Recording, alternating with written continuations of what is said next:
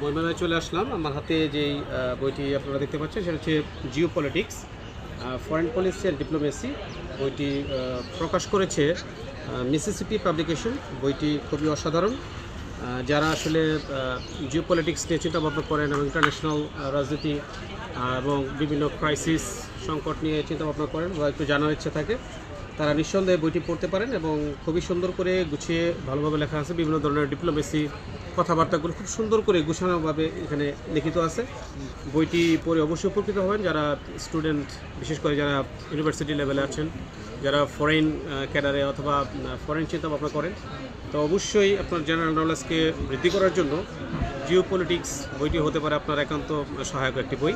এবং আমার দেখা বাংলাদেশে এ পর্যন্ত যতগুলো জিও পলিটিক্সের উপর বই লেখা হয়েছে তার মধ্যে যে আমাদের এই SMD জিডান, উনি খুব সুন্দরভাবে বইটি উপস্থাপন করেছেন।